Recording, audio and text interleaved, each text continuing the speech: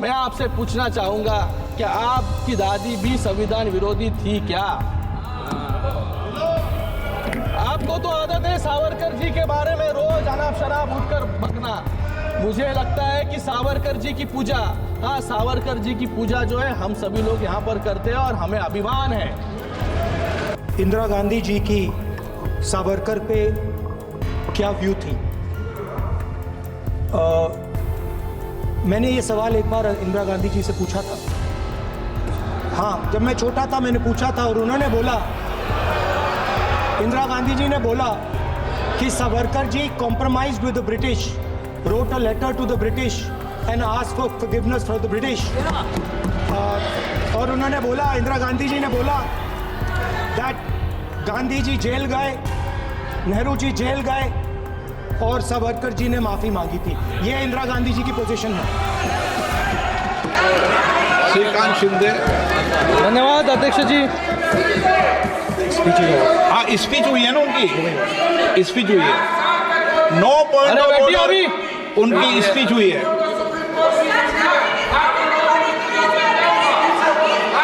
चालू कर दो आप बैठिए, स्पीच हुई है। 9 पॉइंट ऑफ ऑर्डर स्पीच हुई है, टेबल कर देंगे इसको। अध्यक्ष जी। हाँ, इसको टेबल कर देंगे, आपके ये कर देंगे। आप बोलिए श्रीकांत शिंदे जी। अब मैं कहूँगा जब कर देना आप सभी लोग है ना खुद ही डायरेक्शन देने लग जाते हैं। श्रीकांत शिंदे।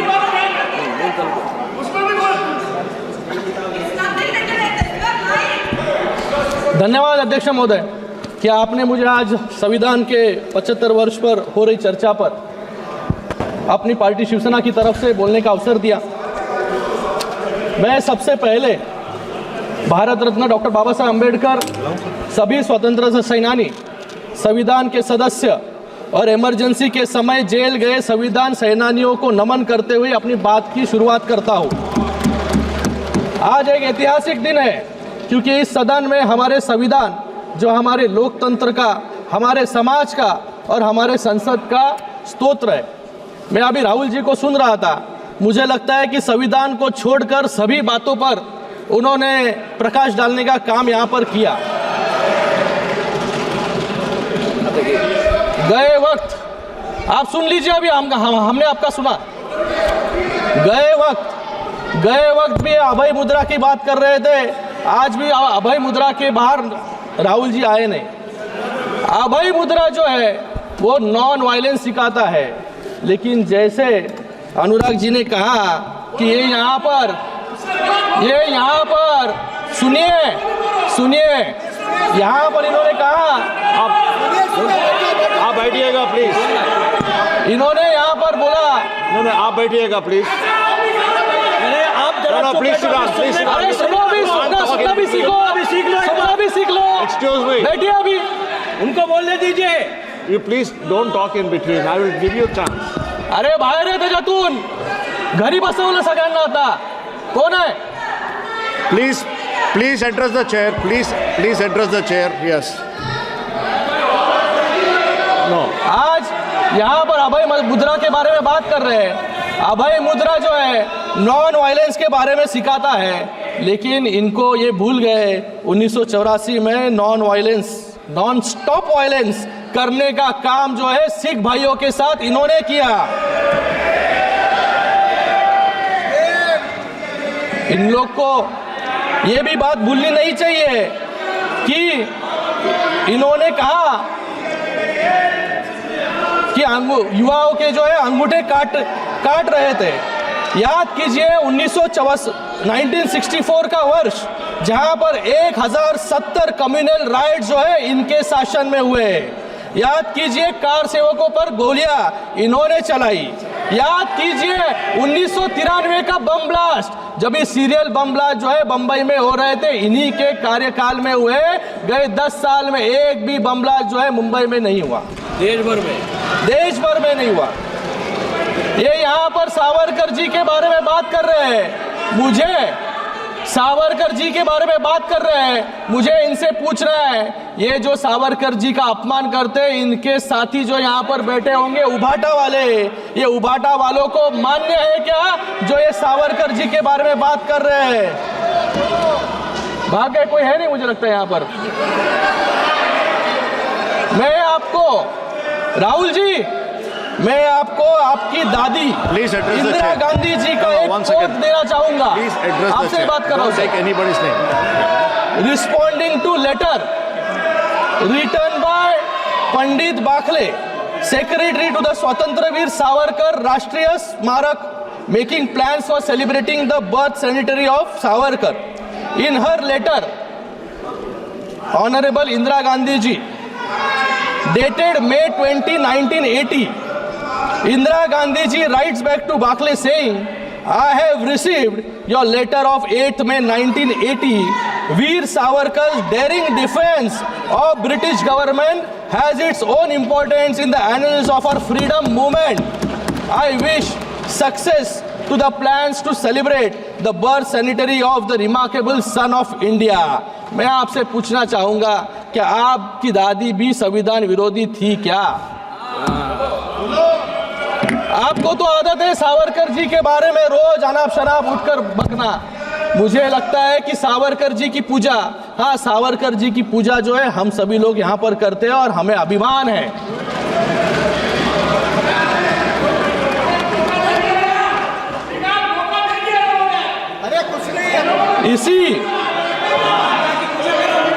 इसी संविधान ने आज हम यहाँ पर संविधान पर चर्चा कर रहे हैं, आज हम यहाँ पर बैठे हैं, ये सब श्रेय जो है संविधान का है।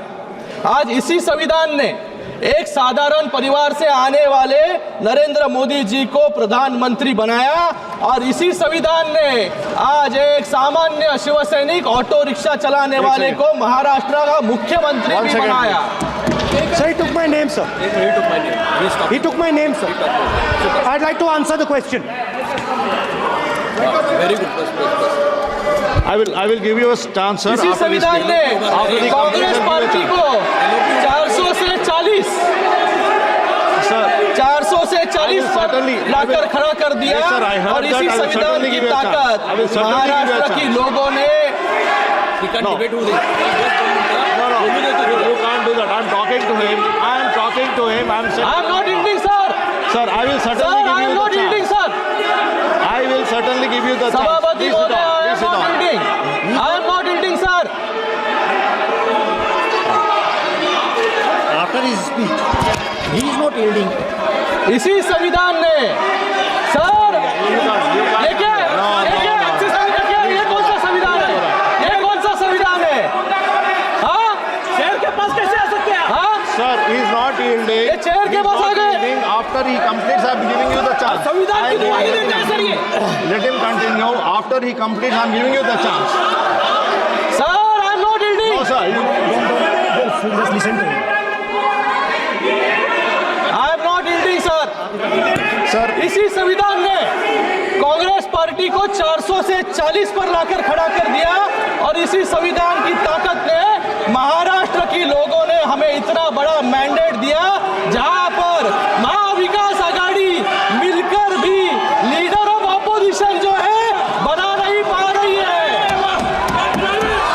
आज उस संविधान के 75 वर्ष हुए हैं और ये संविधान कितना मजबूत है उसका मैं आज उस संविधान के 75 वर्ष हुए हैं और ये संविधान कितना मजबूत है उसका मैं उदाहरण देता हूँ। टॉम गिन्सबर्ग जो यूनिवर्सिटी ऑफ शिकागो के प्रोफेसर हैं और जिन्होंने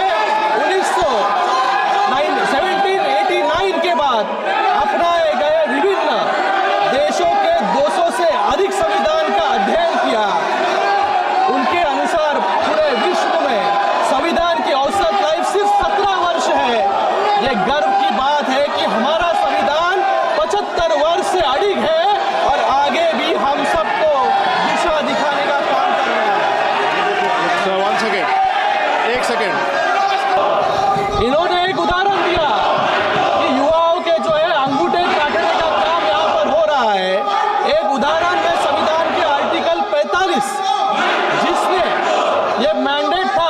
कि 10 साल के अंदर देश में 14 वर्ष तक के बच्चों को मुफ्त शिक्षा का अधिकार दिया जाए, लेकिन शिक्षा का अधिकार देने में हमारे देश को 50 साल लग गए और 2002 में हमारी एनडीए सरकार ने शिक्षा का अधिकार जो है लोगों को दिया।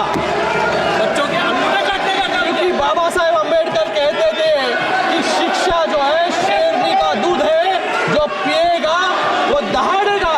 लेकिन कांग्रेस को अंगूठे छाप लोग चाहिए थे, लोगों को पढ़ा लिखाने में उनको इंटरेस्ट नहीं था, जिससे लोग आगे बढ़े।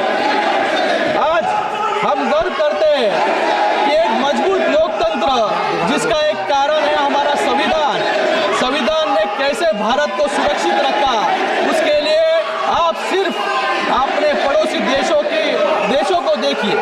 श्रीलंका ने अपना संविधान 3 बार बदला, पाकिस्तान ने 6 बार, नेपाल ने 5 बार और बांग्लादेश ने जो हाल हो रहे हैं ये संविधान को कमजोर करने के एग्जाम्पल्स हैं। जब हम संविधान की बात करते हैं तो उसकी चर्चा महात्मा गांधी जी और डॉक्टर बाबा साहेब अम्बेडकर के बिना नहीं हो सकती। इन्होंने तो डॉक्टर बाबा साहेब अम्बेडकर का नाम तक नहीं लिया, क्योंकि डॉक्टर बाबा साहेब अम्बेडकर से इनका विरोध जो है पहले से चल रहा था। डॉक्टर बाबा साहेब अम्बेडकर जी को 2 बार हराने का काम इसी कांग्रेस ने किया। इसलिए कांग्रेस के संदर्भ में कुछ शब्द महात्मा गांधी जी ने मेंशन किए थे, मैं यहाँ पर कहना चाहूंगा। महात्मा गांधी जी ने जनवरी 27, 1948 को यह लिखा था, कांग्रेस हैज, ये सुन लीजिए कांग्रेस वालों, Congress has outlived its use in its present form, should be disband and flower into a लोक सेवक संघ। और डॉक्टर बाबा साहेब अम्बेडकर जी ने भी वाटर 1948 में एक पत्र लिखा था, जिसमें ये कहा था कि Congress, which is a combination of all bad and self-seeking elements in the society who agreed on no social or moral principles governing the life of the society, such a body is unfit to govern a country। ये मैं नहीं, doctor Baba Saheb Ambedkar ji के शब्द हैं। Sir, kindly conclude your speech. तो concluding sir, आज doctor Baba Saheb Ambedkar, Baba Saheb my life with doctor BR Ambedkar, जो बाबा साहेब अम्बेडकर की पत्नी सविता अम्बेडकर जी की ऑटोबायोग्राफी है, उसमें उन्होंने बताया है कि कैसे कांग्रेस और कम्युनिस्ट ने मिलकर 2 बार डॉक्टर बाबा साहेब अम्बेडकर जी को गिराने का काम किया। और उसी के साथ में डॉक्टर बाबा साहेब अम्बेडकर को 40 साल, डॉक्टर बाबा साहेब अम्बेडकर जी को 40 साल लग जाओ गए। सीट पे, आप सदन चलाना चाहते हैं, सीट पे जाए बोल। हाँ, हाथ दे रहे, आप सीट पे जाइए, सीट पे जाइए, आप सीट पे जाइए। हाँ, पॉइंट ऑफ ऑर्डर, जाके सीट पे। वेणुगोपाल जी सबको बिठाइए, फिर सीट पे, फिर पॉइंट ऑफ ऑर्डर दूंगा आपको, फिर पॉइंट ऑफ ऑर्डर दूंगा। पॉइंट ऑफ ऑर्डर वेणुगोपाल जी, ये जाएंगे। वो आपको एक मिनट आप जाइए सीट पे, सदन आउट। हाँ, जाइए सीट पे जाइए, सीट पे। आप नारे बजाना लगा चाहते हो, उनको पॉइंट ऑफ ऑर्डर सुनना चाहते हैं तो सीट पे जाइए। हाउस ऑर्डर में आएगा, मैं पॉइंट ऑफ ऑर्डर दे रहा हूं। जाइए सीट पे, जाइए। हाँ, मैं पॉइंट ऑफ ऑर्डर दे रहा हूं उनको। हाँ, जाइए, हाँ जाइए। पहले पॉइंट ऑफ वेणुगोपाल जी, आप पॉइंट ऑफ ऑर्डर उठा दीजिए। नंबर सीट नंबर बोलिए। Sir, this house, sir, last day आप also. नंबर बताइए। Sir, last day also, when you allowed me to speak. Rule number. Sir, 1 minute, sir. Last day also, sir. आप सब ज्ञान मत बांटिए। Sir, last day also, when you allowed me to speak, I narrated the parliamentary conventions. I quoted Shaktra and Kaul also. Every house, leader of opposition has a role, which in this house is totally denied. Whenever leader of opposition is standing for a speak, you are never allowing to speak leader of opposition. Whether this house is not belongs to leader of opposition also. Shaktra and Kaul is very clear. Whatever role that government side, Prime Minister has the role because ruling the party. He is the leader of the opposition. Okay. I told about the minister. My point is that Honorable Minister took his name. Okay. Honorable member took his name, LOP's name. Then ask the question directly to the LOP. Okay. Then LOP raised. I can answer it. Not allowing. Okay. You are every time, sir, every minute you are allowing Parliamentary Affairs Minister. When we are asking for a point of order. आप मैं बता रहा हूँ, मैं दे रहा हूँ। Sir, मैं दे रहा हूँ sir, आपकी बात सुन लीजिए ना। हाँ। We also, at least also, we should also feel that this house is also ours. But unfortunately, that feeling here it is not happening. This house, the entire, while we are discussing about the constitution, the primary principle of the constitution, this house should be at least to be everyone. The practice which we are witnessing here is that this house is only for government, BJP, which is not at all ready, sir. Therefore, this is quite unfortunate, sir. You are the custodian of the house. Okay. Please एक minute बोल रहा हूँ, आपको मौका दे रहा हूँ मेरी बात।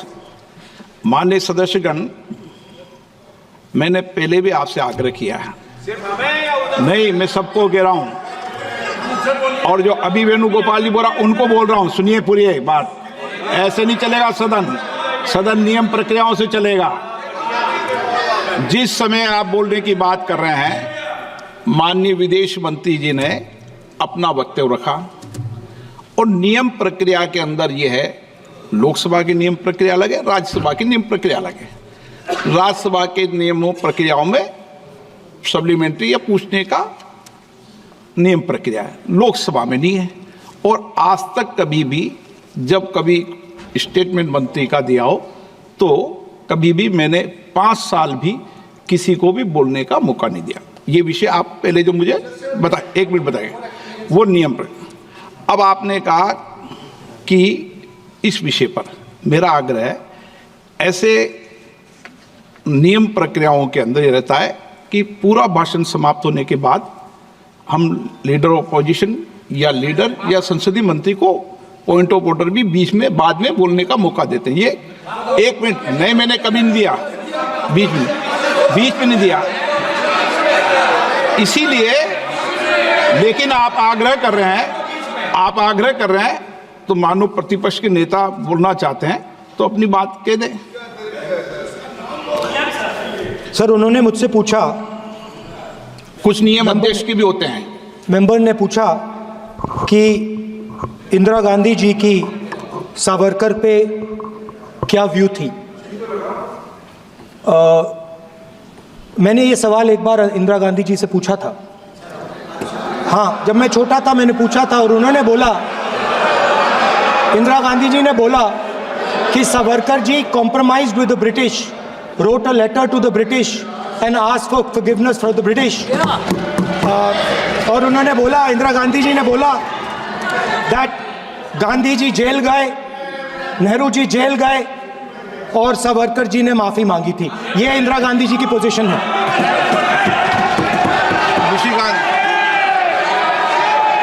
एक नाथ शिंदे जी वो बोलेंगे, महाराष्ट्र के ज्यादा सावरकर जी को जानते हैं, कोई आपको पता चलेगा कि आप बोले, बताएं आप।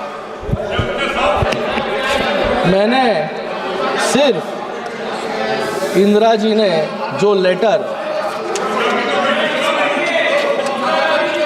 सेक्रेटरी को, पंडित बाखले सेक्रेटरी जो सावरकर राष्ट्रीय स्मारक के सेक्रेटरी है, उनको जो लेटर लिखा था, वो लेटर को कोट करने का काम जो है मैंने किया है। वहाँ पर कुछ भी सवाल उनको मैंने पूछा नहीं, ये बताने का काम उनको मैंने किया था।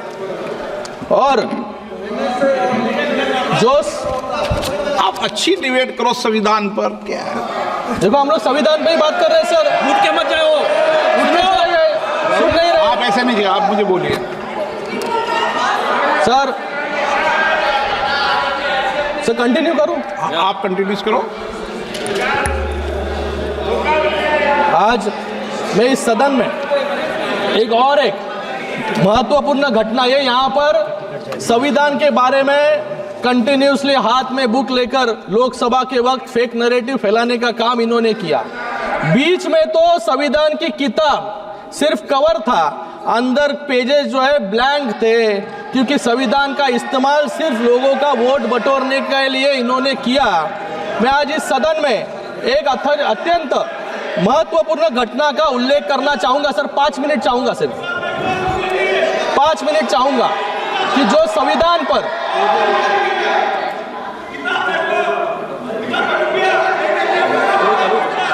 ये यहाँ पर संविधान के बारे में लोकसभा से डिबेट कर रहे, संविधान खतरे में है, संविधान खतरे में है, लेकिन संविधान किसके राज में खतरे में था, ये मैं बताना यहाँ पर चाहूंगा। एक घटना का उल्लेख करना चाहूंगा जो हमारे संविधान और न्यायपालिका के इतिहास पर गहरी छाप छोड़ता है। मैं बात कर रहा हूं इलाहाबाद हाईकोर्ट के जस्टिस जगमोहन लाल सिन्हा जी की, जिन्होंने 1975 में इंदिरा गांधी जी को चुनावी भ्रष्टाचार मतलब इलेक्टोरल मैल प्रैक्टिसेस के लिए अयोग्य ठहराने का ऐतिहासिक निर्णय दिया। यह फैसला न केवल साहसिक था बल्कि न्यायपालिका की स्वतंत्रता और संविधान की रक्षा का प्रतीक भी था। लेकिन इस फैसले को रोकने के लिए कैसे कैसे असंवैधानिक, जो यहाँ पर संविधान के बारे में बात कर रहे हैं, असंवैधानिक हथकंडे अपनाए गए, ये सुनकर आप सभी लोग हैरान रह जाएंगे। जस्टिस सिन्हा को देहरादून से फोन आया और ये फोन खुद इलाहाबाद के चीफ जस्टिस का था। उन्होंने कहा कि ये गृह मंत्रालय के अतिरिक्त सचिव पीपी नायर ने उनसे मुलाकात की और फैसले को जुलाई तक टालने का दबाव बनाया। ये रिकॉर्ड्स पर है, रिकॉर्ड्स पर है। अरे मैं खुद नहीं बोल रहा हूँ, सबके साथ में सामने ये रिकॉर्ड्स पर है, आप रिकॉर्ड देख लीजिए। इतना ही नहीं, जज के निजी सचिव को धमकियां दी गई और जजमेंट के मसौदे को जानने के लिए सीआईडी के एक विशेष टास्क फोर्स को लगाया गया। ये घटना कांग्रेस शासनकाल में न्यायपालिका पर दबाव और संविधान की हत्या का स्पष्ट उदाहरण जो है ये है। ये होता है लाचार सिस्टम जो कांग्रेस ने बना दिया था आपातकाल में, जिसमें ना विपक्ष सुरक्षित थे, ना जनता और न इस देश के जज भी सुरक्षित थे। मुझे यहाँ पर कुछ और भी बातें रखनी थी, लेकिन यहाँ पर समय के कारण मैं अपनी बात संक्षिप्त में खत्म करना चाहूँगा। हमने संविधान संशोधन के माध्यम से one tax one nation one tax यानी जीएसटी लाया, महिलाओं के लिए आरक्षण लाया, ओबीसी कमीशन को संवैधानिक दर्जा दिया, एक अलग एसटी कमीशन बनाया और आर्टिकल 370 को हटाने का काम भी हमने किया, शिक्षा का अधिकार लाया। और आपने क्या किया, आपने 9th शेड्यूल लाके, जिसका क्या उद्देश्य था कि सभी काले कानूनों को लीगल बनाने के लिए जो है आपने आर्टिकल शेड्यूल 9th लाने का काम यहाँ पर किया, जिससे जुडिशियल रिव्यू से आप सभी लोग जो है इम्यून रह जाए। मैं यहाँ पर मेरी बात